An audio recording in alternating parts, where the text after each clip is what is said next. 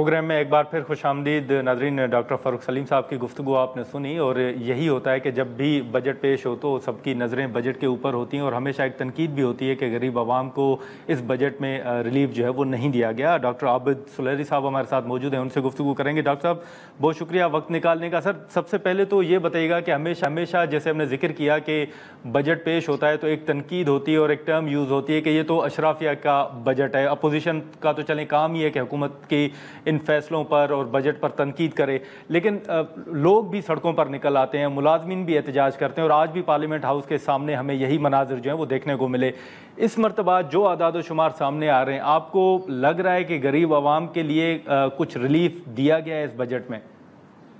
देखिए, जुज़ियात जो है वो तो मुकम्मल बजट बुक्स को पढ़ के ही देखी जा सकती है, लेकिन इस वक्त तक की जो इंफॉर्मेशन है, शायद एक फिक्रे में मैं कहना चाहूँगा कि ये बजट इससे कहीं ज़्यादा टफ हो सकता था। ये बजट 2 IMF प्रोग्राम के तहत बनाया गया है और इन दोनों की जो कंप्लाइंसेस है वो पूरा करनी है। इस वक्त शायद आज दोपहर तक ये बहुत से लोग इस शशोपंज में मुब्तला थे कि क्या सैलरीड क्लास को कोई टैक्स पे रिलीफ मिल सकता है या नहीं, या क्या तनख्वाह या पेंशन में किसी किस्म का कोई इजाफा हो सकता है कि नहीं। और हमने देखा कि ये दोनों चीज़ें गो के इससे कहीं ज़्यादा अकोमोडेट किया जा सकता था, लेकिन ये दोनों चीज़ें जो हैं वो बजट में मौजूद हैं। 2.5% के हिसाब से जो है वो टैक्स में रिलीफ दिया गया है सैलरीड क्लास को, और पेंशन और सैलरीज जो हैं उनमें भी इजाफा जो है वो देखने में आया है। लेकिन जैसा कि मैं आपके प्रोग्राम्स में पहले भी कह रहा था कि ये जो इजाफा होगा ये हमारी ही जेबों से निकलेगा और फिर दूसरी जेब में आ जाएगा। जो फ्यूल है, फ्यूल के ऊपर 2.5 जो है परसेंट वो कार्बन लेवी आयद कर दी गई है, जो कि ₹2.5 उस पर कार्बन लेवी आयद कर दी गई है। इसी तरीके से अगर हम देखते हैं तो वो पेंशनर जिनकी के पेंशन की आमदनी 1 करोड़ रुपया सालाना से ऊपर है, उनके ऊपर एक इनकम टैक्स जो है वो आयद हो गया। जाहिर है कि अगर किसी की 8 लाख रुपया माहाना पेंशन है तो उसको ये देते हुए को बहुत ज़्यादा चुभना नहीं चाहिए। लेकिन उसके साथ साथ अगर आप देखें तो सोलर पैनल जिन पे कि काफ़ी बात की जा रही थी कि लोगों को एनर्जी में ये एक रिलीफ मिल रहा था, अब तो देहातों में भी लोगों ने एक पैनल लगा के अपने लिए वो टीवी, पंखा, बल्ब चलाने के लिए वो खुद कफील हो रहे थे। तो सोलर पैनल की इंपोर्ट पे 18% जो है इस वक्त टैक्स वो लगा दिया गया है। अगर आप ओवरऑल इन नंबर्स को देखते हैं तो सूबों को उनका हिस्सा देने के बाद जो कि 8206 अरब रुपए है, वफाकी हुकूमत के पास टोटल 11,072 अरब रुपए जो है वो उसकी किटी में बचे हैं पूरे साल को चलाने के लिए।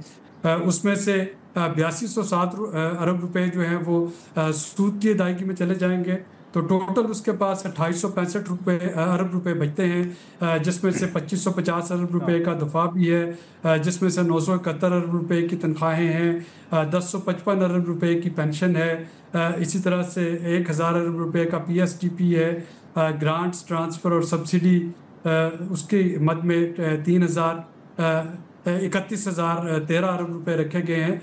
तो माली साल शुरू होते ही गवर्नमेंट का जो खसारा है वो 6501 अरब रुपए का है, जो कि उसको दोबारा कर्जे लेने होंगे और ये कर्जों का सिलसिला जो है वो बिल्कुल डॉक्टर साहब, मैं इसी कर्जों की तरफ ही आ रहा था, ये खसारे की तरफ ही आ रहा था। माजरत आपकी बात काट रहा हूँ, ये डॉक्टर फ़ारूक साहब भी इसी का जिक्र कर रहे थे। मैं आपसे भी जानना चाहूँगा कि जिस खसारे का खुद वजीर ख़जाना साहब जिक्र कर रहे हैं, आपकी नज़र में ये फिर हमें कर्जा लेना पड़ेगा, नोट छापने पड़ेंगे, और दोनों सूरतों में बोझ जो है वो तो फिर आवाम के ऊपर ही पड़ेगा?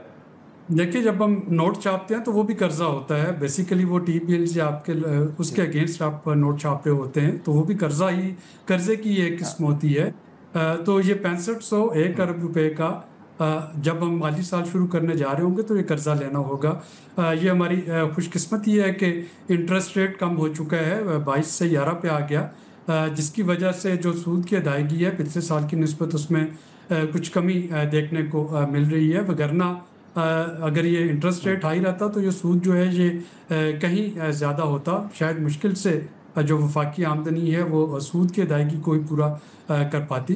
तो इस वक्त तक के जो अखराजात हैं उनमें भी हुकूमत ने थोड़ा सी कमी लाई है। फॉर एग्जांपल पीएसडीपी जो है पिछले साल 1400 अरब रुपए की रखी गई थी, हाल दो कि ये पीएसडीपी कभी भी रिलीज़ नहीं की जाती है इस साल भी, बल्कि मैं यही तवक्को कर रहा हूँ कि ये जो 1000 अरब रुपया रखा गया है इसको भी स्लैश किया जाएगा और इसमें जी।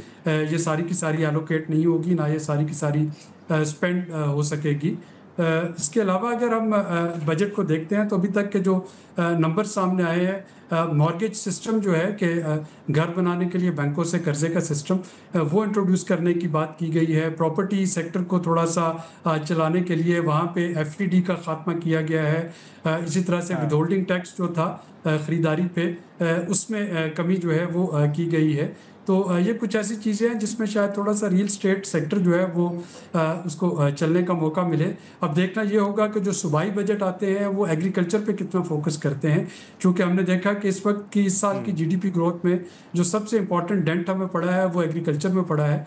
और सूबों को जब 8206 अरब रुपए की खतीर रकम ट्रांसफ़र की जा रही है और उसके बाद वो अपना रेवेन्यू भी जनरेट कर सकते हैं, तो देखना होगा कि वो एग्रीकल्चर के लिए वहाँ पे कितने पैसे जो हैं वो रखते हैं। नाज़रीन, यहाँ पर एक शॉर्ट ब्रेक लेते हैं और ब्रेक के बाद यहीं से गुफ्तगू को आगे बढ़ाते हैं।